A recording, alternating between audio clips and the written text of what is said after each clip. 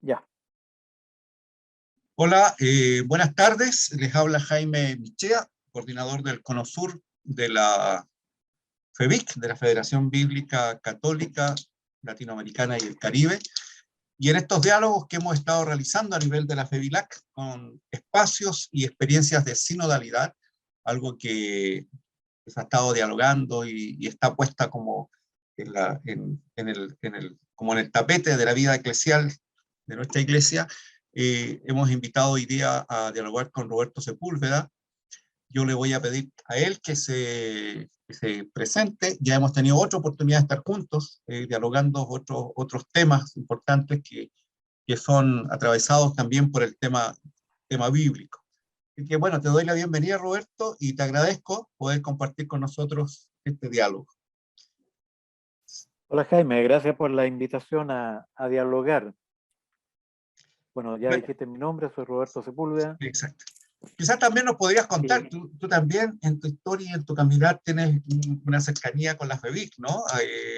Conoces de su caminar, de la experiencia, de lo que significa la FEBIC a nivel eclesial. Sí, como he sido parte de la Comisión Nacional de Animación Bíblica de la Conferencia Episcopal, a través de esta comisión yo he tomado contacto y conocimiento y participado en algunas actividades de la FEBIC. ¿Ya? Conozco también ahí algunos de los dirigentes de los líderes de la FEBIC, así que nos hemos topado en distintas instancias y colaborado también en más de alguna oportunidad desde la Comisión Nacional de ABP de Chile. Qué bueno. En este momento yo me desempeño en el mundo educativo, pero tengo un buen camino recorrido en el ámbito de la animación bíblica, no solo desde el ámbito de la Comisión Nacional, sino también en la vía concreta y práctica de la base eclesial en distintos lugares. Así Qué que bueno, qué bueno. algo podemos conversar del tema. Seguro que sí, por eso mismo, a nivel de la formación que tú estabas comentando, es que yo quería que compartiéramos el caminar de lo que tú estás realizando, que no estás solo, ¿no? Estás también con un equipo en un espacio formativo, ¿no? Esta experiencia de formación bíblica y sobre todo en la zona en la que tú estás. Creo que es muy importante esa experiencia de personas concretas, ¿no es cierto? Como dice el documento de animación bíblica, personas concretas con sus procesos vitales, ¿no? Como dice la palabra, que dialoga con los procesos vitales de cada persona en concreto. Si nos contaras cuál es esa experiencia de la que estoy haciendo mención, qué recorrido, cómo ha partido y qué ha significado esa experiencia, porque ya llevan, creo que un poco más de 4 años, que no me equivoco, un poquito más, que Un partieron poquito con la más. experiencia. Un poco más. Sí, sí. Esto partió como una necesidad de complementar formación en un equipo de laicos en la diócesis de Melipilla, cerca de Santiago, en 2013. Hicimos con otra persona que nos plantearon la inquietud y la necesidad de poder profundizar en formación bíblica, es que se nos ocurrió y le propusimos a la pastoral diocesana un proceso de formación bíblica que abarcara toda la Biblia, pero para eso había que dedicar 2 años y tratamos de ajustar el proceso en 2 años. Y partió como una prueba. Propusimos de manera muy sencilla tener una formación con un encuentro presencial al mes y después a través de correo, vía correo electrónico, ir trabajando semanalmente un trabajo y desarrollando una evaluación. Pero además pensamos que tenía que ser un trabajo serio y ayudarle a la gente con un acompañamiento y un seguimiento en su proceso. Y por eso constituimos un equipo de tutores. Entonces se nos inscribió al comienzo un grupo cercano a 30 personas, que ha sido más o menos la media que se nos ha ido dando año a año. Y, y entonces logramos hacer 6 grupos por los tutores que teníamos y cada tutor recibía el trabajo semanal que se lo entregaba al grupo en la medida en que iban avanzando, y teníamos un sistema entonces en que el mismo tutor iba haciendo la corrección de la evaluación que se les pedía que hicieran. El primer tiempo nosotros hicimos el proceso cerrado, o sea, partimos con un grupo en 2013 con Antiguo Testamento y terminamos en 2014 con Nuevo Testamento con el mismo grupo. Pero con el correr del tiempo nos dimos cuenta que podíamos modificar el sistema por las peticiones que teníamos de ingreso a la escuela, porque esto se fue divulgando. Y para mucha gente fue también como la oportunidad de poder satisfacer una necesidad de profundizar en el conocimiento de la escritura. Y entonces decidimos hacer una prueba, otra prueba ahora, y abrirlo entonces, primer año, Antiguo Testamento, y en el segundo año que se hacía Nuevo Testamento, admitíamos nuevos, ¿ya? Entonces ahí con esos nuevos invertíamos el proceso. Partían con Nuevo Testamento y terminaban con el Antiguo. Y así lo hemos hecho. Tuvimos un año de interrupción por una decisión mal tomada, de la cual yo me hice responsable porque fue mía la decisión, que pensamos orientar un año de trabajo con profesores de religión, porque varios profesores de religión habían sabido de esta iniciativa y querían profundizar en el conocimiento bíblico para el desarrollo profesional de su asignatura.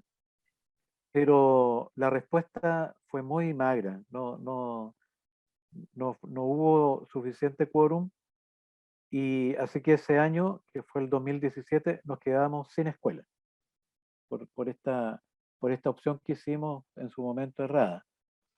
Retomamos en 2018 con el mismo sistema de un encuentro presencial hasta que se desató la pandemia.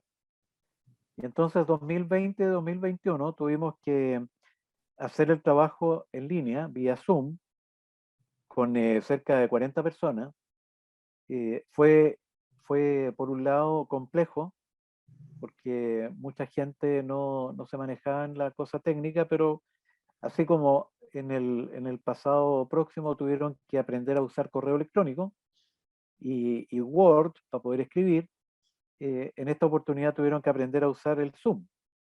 Y ha sido como un efecto no querido la alfabetización digital de muchas personas. Pero por otro lado nos permitió llegar a personas que en el encuentro presencial no hubieran podido llegar por las distancias. Quizás, hablando de Y, eso, y a- te interrumpo, hablando de las sí, distancias, quizás sería bonito que también nos compartieras cuál es la realidad del territorio, porque esa es una de las riquezas que tiene la experiencia de la escuela que tienen ustedes. sí.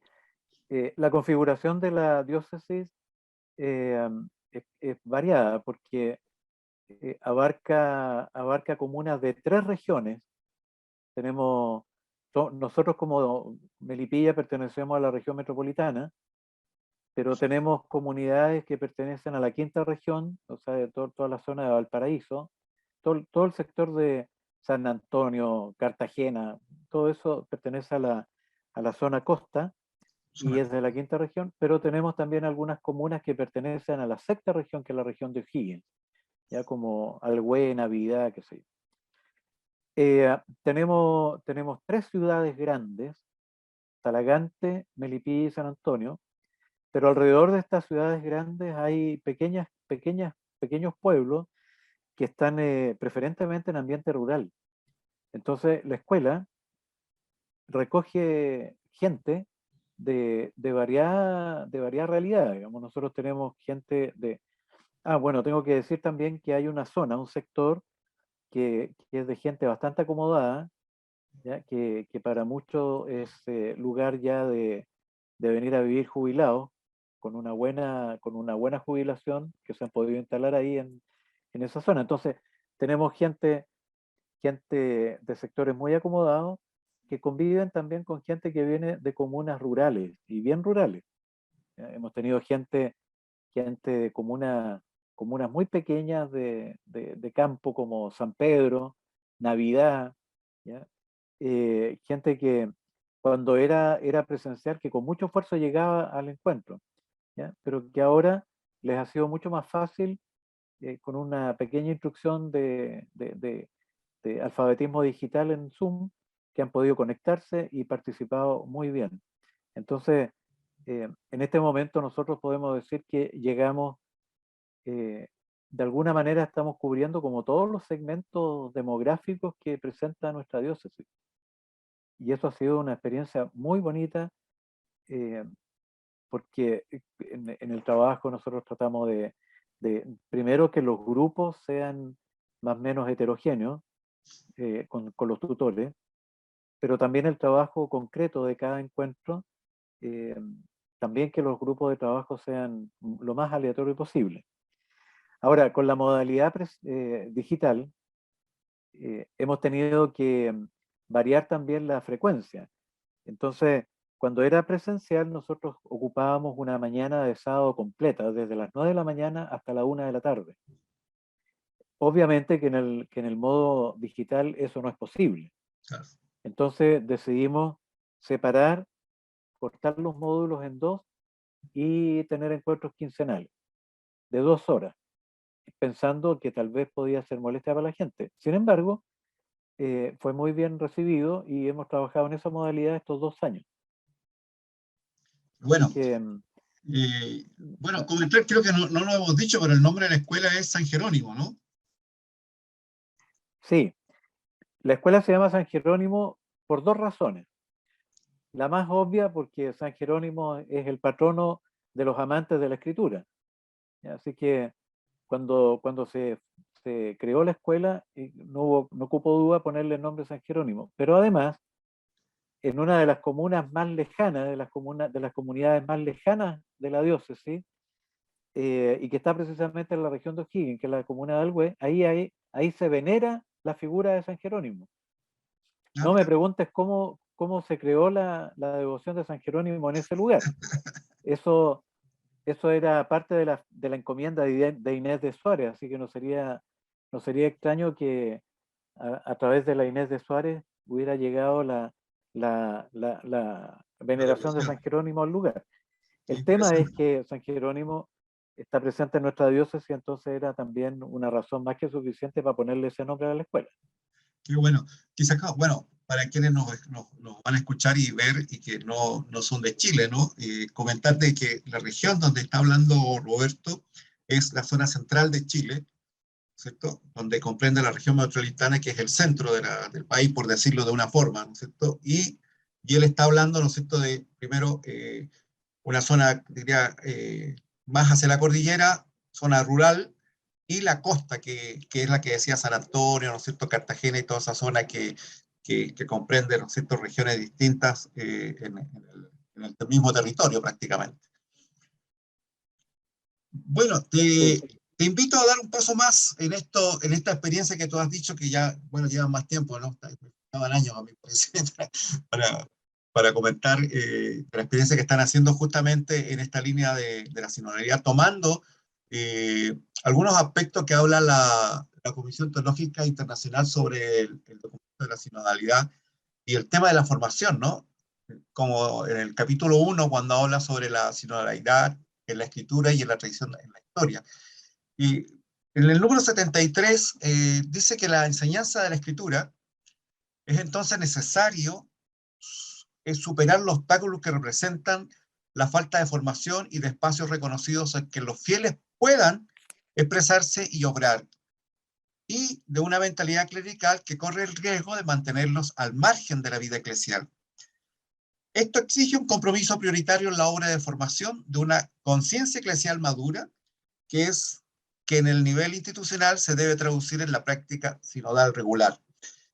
Y esto es para comentar, preguntarte, ¿no es cierto?, en esta experiencia ya de varios años que llevan, ¿cuáles ha sido lo que ustedes han podido percibir con el equipo, hablar, comentar y compartir sobre el compromiso? ¿Qué va pasando con estas personas, con hombres y mujeres, ¿no es cierto?, que se van comprometiendo en la formación, van haciendo el proceso formativo, se van entrando en el mundo de las escrituras, y qué va pasando con ellos con respecto al compromiso y su vida de comunidad? Ya, yo diría, respondería en dos planos. Primero, el conocimiento de la escritura le ha permitido a la gente darse cuenta de un factor muy potente que está dentro de la propia escritura, y es que, a ver, el nacimiento de la escritura es fruto de un proceso sinodal. ¿Ya? No hay que perder de vista que la Sagrada Escritura nació en el seno del pueblo de Dios, en el seno de las comunidades. ¿Ya? Primero del pueblo de Israel y luego en la comunidad eclesial, en las primeras comunidades cristianas. Entonces, la escritura debe su existencia a un proceso sinodal y de discernimiento del propio pueblo de Dios. ¿Ya? Y eso la gente lo ha podido descubrir en este proceso. ¿Ya? La escritura no nace de la genialidad de un par de tipos, sino que nace, o lo podemos decir incluso de una manera mucho más audaz. El pueblo de Dios es el creador de los textos. ¿Ya? Entonces, eh, cuando se descubre eso, se descubre la importancia de la comunidad. ¿Ya? Y para la gente ha sido muy fácil también hacer el enlace de su propia pertenencia al pueblo de Dios. Eso ha sido un proceso muy bonito, muy edificante, cuando la gente empieza a darse cuenta que son, eh, a propósito del trabajo bíblico, somos parte del pueblo de Dios, somos pueblo de Dios, caminamos juntos.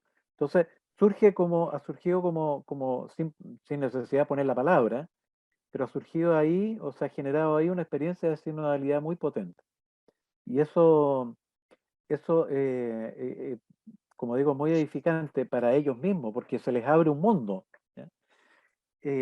Entonces empiezan a descubrir la iglesia y a descubrir su comunidad en una perspectiva muy distinta y con fundamento. Entonces, desde ahí viene la otra parte de la respuesta. Es muy fácil que ellos empiezan a darse cuenta de cuáles son sus posibilidades, cuáles son sus fortalezas como pueblo de Dios, como comunidad, y cuáles son las dificultades que tienen que enfrentar. Entonces, claro, todo esto genera un espíritu crítico en la gente y que a algunos párrocos, algunos clérigos les incomoda un poco, pero, pero como también les asiste esta conciencia de comunidad, les asiste también un sentido eclesial muy profundo. Entonces, y hemos tratado también de formar a la gente, de entregarle elementos para que ellos se den cuenta que no es, que el tema no es laicos versus clérigos, sino que es una mentalidad eclesial que impide que la iglesia pueda desarrollarse de manera sinodal, que es el impulso que el Papa Francisco le ha dado. Entonces, más de alguna vez aquí nosotros nos reímos y decimos que bueno que haya un Papa que nos esté siguiendo en nuestras ideas. Eh, Eso es muy porque importante. Claro, muy importante eso. Entonces, por fin hay un papa que nos cachó y nos está haciendo caso. Eso lo decimos en broma, naturalmente. Claro. Eh, y eso claro, aquí tenemos también una constatación que a veces nos incomoda a nosotros.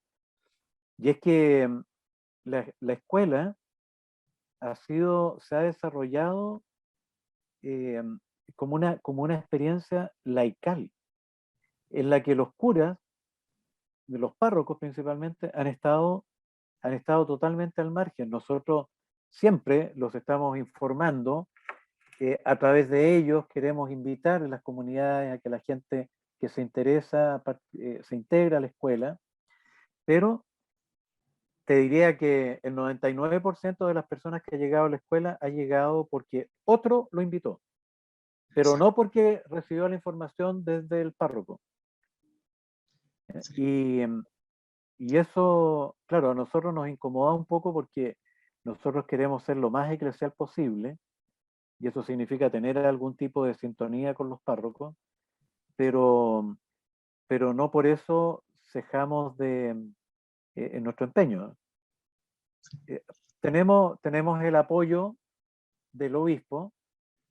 Cada vez que le hemos pedido alguna intervención, él Él la ha dado de manera bastante generosa, pero de los sacerdotes, tengo que decir, lamentablemente, uno, uno que le hemos pedido también que nos haga de repente un acompañamiento, lo ha aceptado de manera gustosa y generosa.